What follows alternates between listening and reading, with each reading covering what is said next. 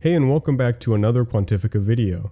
Today we're going to talk about the DMI, or Directional Movement Index, and how you can use it to reveal trends in the market and take trades. We're also going to look at a free, improved version of the indicator that you can apply to your charts. Looking at the DMI, you'll see three lines. Let's focus on the blue and orange ones first. The blue line is the strength of the upwards trend, and the orange line is the strength of the downwards trend. These lines are the positive and negative directional index lines. The directional index shows us how strong the price is moving in the positive or negative direction. The blue being the positive or plus DI line, and the orange being the negative or minus DI line. If the blue line is above the orange line, we consider it a sign of a bullish trend. And if the orange line is above the blue line, we consider it a bearish trend. The distance the lines are from each other represents the strength of the trend. If the lines are close together, we don't have a strong directional movement or trend. If one line overtakes the other and moves far away, there must be a significant amount of trend in that direction. Since the distance of the blue line from the orange line represents the strength of the trend, what would happen if we added a new line showing just that? Then we would get the last line of the indicator, the ADX line, which just shows us the distance between the blue and orange line. We also add some smoothing to it to filter out noise. Basically, the blue and orange lines show us the direction of the trend, and the ADX line shows us the strength of the trend. We can set a threshold to determine if the market is trending or not. Let's say if the ADX is over the 20 line, we consider it to be trending. We would now look for trades in the direction of the trend, and only when the ADX is over 20. The blue or orange line crossing over the other would show when the trend started and if it's bullish or bearish. Here, the ADX is high, showing a trending market. The blue line is over the orange line, showing bullish momentum. We can now look for a trade to enter moving with the direction of the market. You have two inputs to the DMI, the DI length and the ADX smoothing.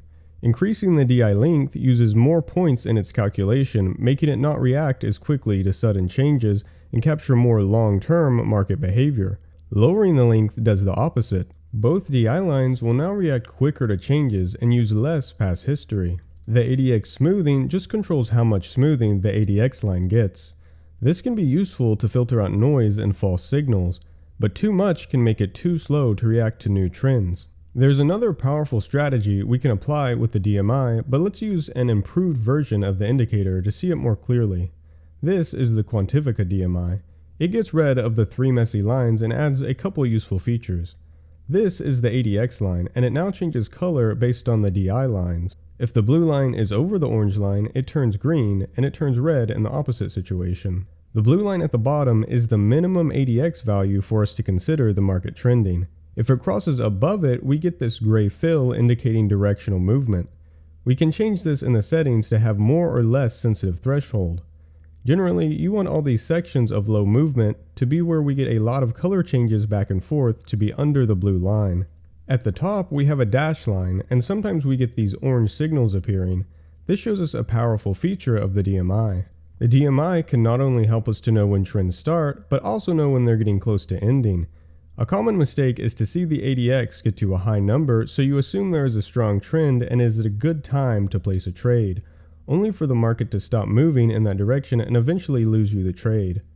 Trends don't last forever, and it is essential to understand when they're getting close to exhaustion.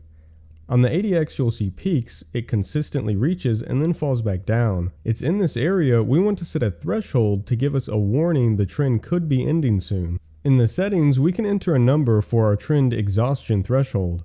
Once it reaches the dotted line, an orange cross will be printed signaling the trend could be close to exhaustion or a possible reversal. The market hit this threshold once and print an orange cross and then the price reverse. And then once again, we get another trend all the way up and then it hits this dotted line threshold and then we get an orange cross printed and we get another reversal of trend. Basically, you want to be wary of taking any trades when you see these orange crosses start to appear.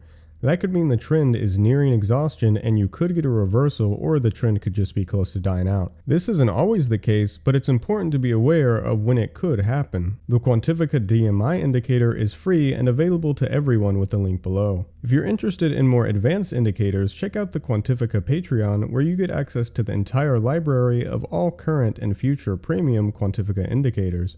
Link is in the description. If you found this video useful, a like would be greatly appreciated.